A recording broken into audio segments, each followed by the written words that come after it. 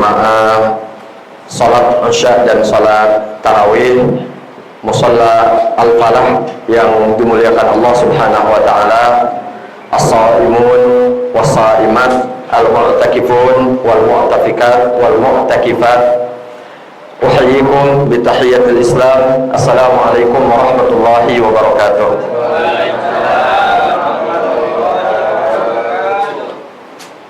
Mari sama-sama kita panjatkan puji dan syukur kehadirat Allah Subhanahu wa taala atas nikmat yang Allah anugerahkan untuk kita semuanya. Malam ini sudah menginjak yang ke-16 ya.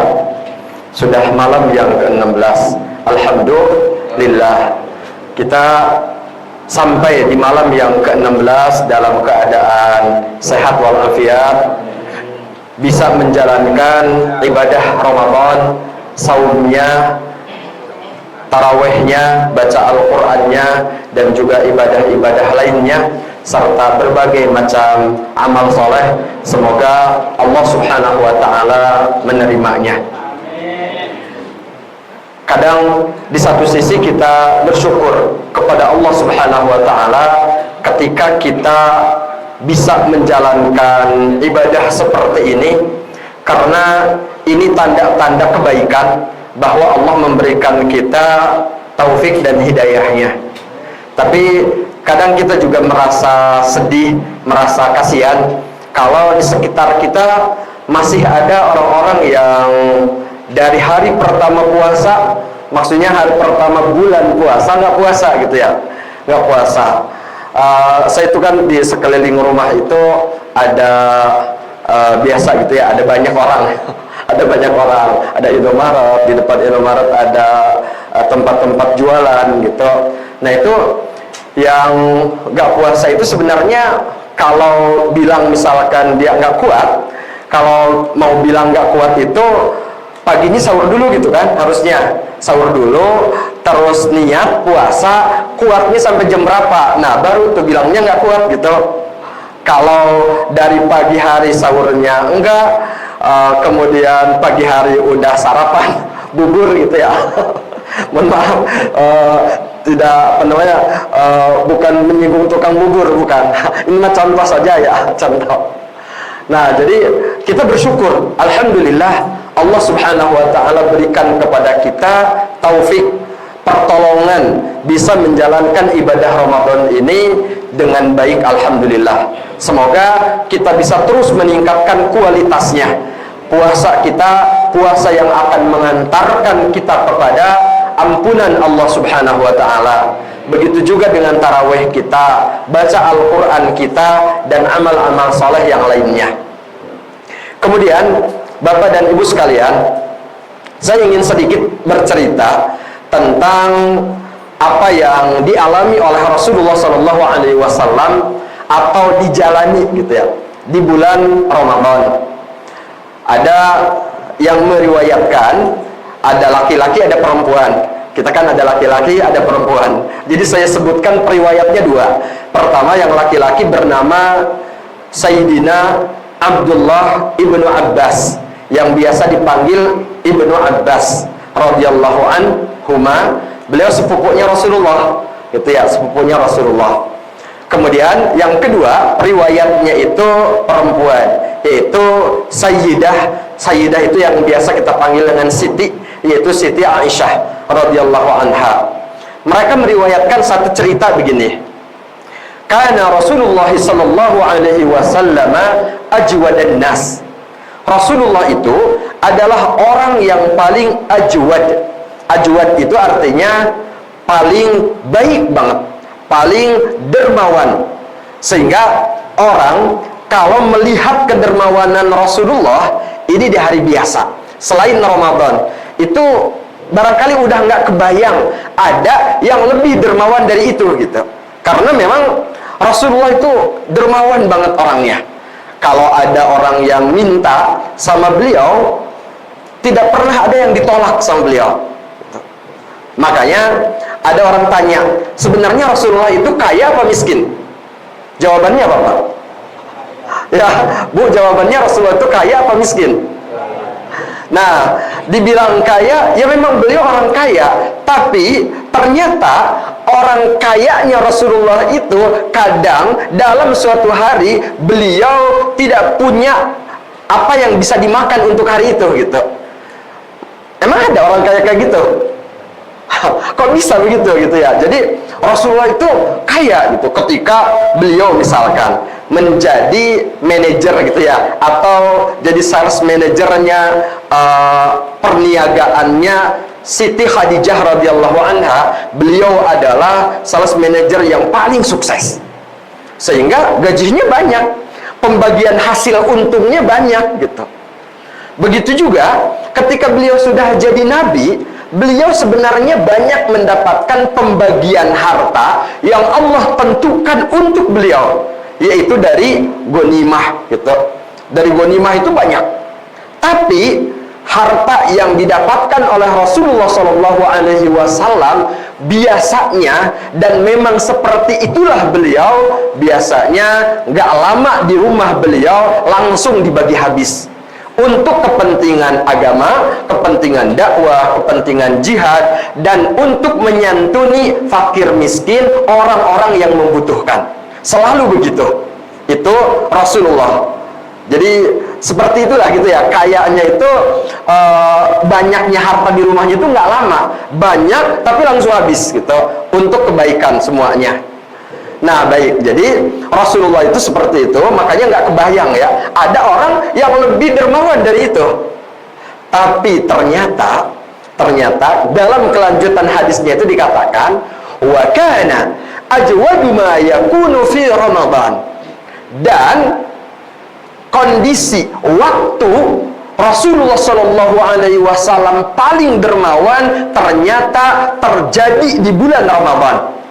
Apa yang di luar bulan Ramadan orang udah nggak kebayang ada yang lebih dermawan dari itu, ternyata di bulan Ramadan Rasulullah jauh lebih dermawan lagi dibanding dengan hari-hari sebelumnya, yaitu hina yalqahu Jibril, ketika malaikat Jibril menemui Rasulullah. Kapan malaikat Jibril menemui Rasulullah? Ternyata wa kana yalqahu fi kulli lailatin min Ramadan. Dan malaikat Jibril itu menemui Rasulullah itu setiap malam di bulan Ramadan, dari malam pertama sampai malam terakhir.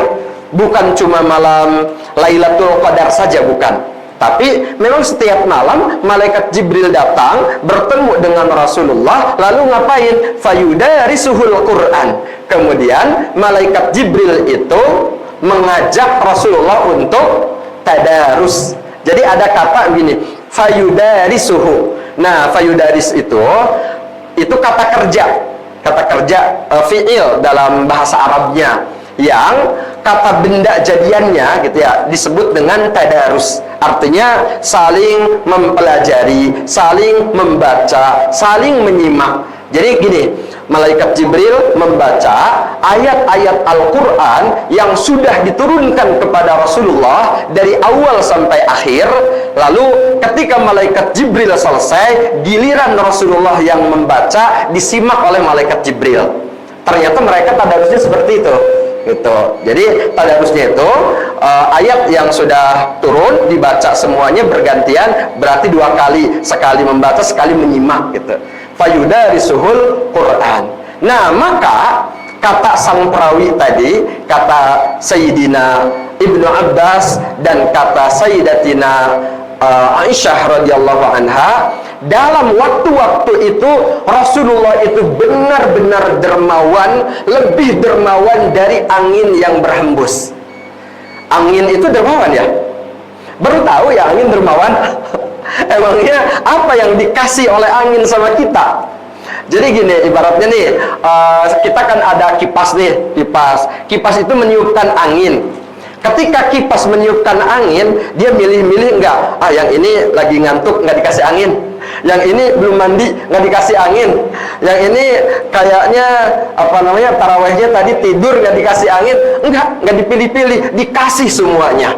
Jadi itulah angin yang bertiup, angin yang berhembus, siapapun, apapun yang dilewatinya pasti diberikan kesegaran. Nah, jadi itu perumpamaan orang Arab ketika menggambarkan tentang betapa dermawannya Rasulullah SAW. Mereka mengatakan jauh lebih dermawan dari angin yang berhembus. Subhanallah. Kebayang nggak dermawannya Rasulullah seperti apa? Nah, baik. Jadi hadis ini sebenarnya kesimpulannya bisa banyak gitu ya, bisa banyak sisi kebaikan yang bisa kita ambil. Tapi diantaranya begini, Rasulullah SAW pertama, beliau memperkuat iman beliau, memperkuat hubungan beliau dengan Allah Subhanahu wa Ta'ala, diantaranya di bulan puasa dengan aktivitas membaca Al-Quran. Lalu dari kuatnya hubungan dengan Allah Subhanahu wa Ta'ala, beliau lanjutkan dengan peningkatan akhlak yang jauh lebih baik, yang jauh lebih sempurna, yaitu dengan meningkatnya kepedulian kepada sesama, dengan meningkatnya kepedulian sosial beliau. Jadi antara ibadah dengan sosial itu memang beriringan. Ibadahnya semakin baik, sosialnya juga semakin baik, akhlaknya juga semakin baik. Walaupun kita juga jangan bilang misalkan begini, ada nih orang percuma dia rajin sholat tapi nggak pernah sedekah, percuma dia rajin puasa tapi tetangganya sakit nggak pernah ditengokin sama dia, percuma dia rajin berzikir di musola, di masjid, tapi dia nggak pernah peduli sama orang-orang susah di sekitarnya. Nah, sebenarnya yang percuma itu bukan sholatnya, bukan puasanya, bukan zikirnya. Yang salah adalah nggak pedulinya, yang salah nggak jenguk yang sakitnya, yang salah nggak peduli sama orang-orang di sekitarnya. Jangan nyalahin sholatnya, sholatnya juga pasti harus diperbaiki ya, harus ditingkatkan puasanya, zikirnya, dan seterusnya. Tapi jangan bilang percuma gitu. Yang percuma itu, yang nggak baik itu tadi, yang nggak jenguknya, yang wajahnya nggak pernah tersenyum, kelihatan sangar, padahal setiap hari wudhu gitu ya, itu aneh gitu, orang melihatnya aneh. Ya memang aneh betul, cuman jangan disalahkan wudhunya, jangan disalahkan sholatnya. Walaupun memang sholatnya, wudhunya, zikirnya, puasanya barangkali ada yang perlu diperbaiki, tapi yang salah adalah nggak pedulinya sama tetangga, yang salah adalah nggak ngejenguk orang sakit dan seterusnya. Sama seperti begini, ada orang yang sering berbuat dosa, terus dia sering taubat. Nah, pertanyaannya, taubatnya percuma nggak? Taubatnya sia-sia nggak? Taubatnya nggak sia-sia, yang sia-sia itu dosanya. Gitu. Nah, ini maksudnya saya ingin membangun persepsi agar jangan kemudian udahlah nggak usah taubat sekalian, nanti juga dosa lagi. Yang nggak usah itu dosa, bukan taubat gitu. Udah nggak usah dosa sekalian, biar tobat terus gitu. Ya memang begitu harusnya gitu ya. Walaupun bahasanya mungkin nggak begitu.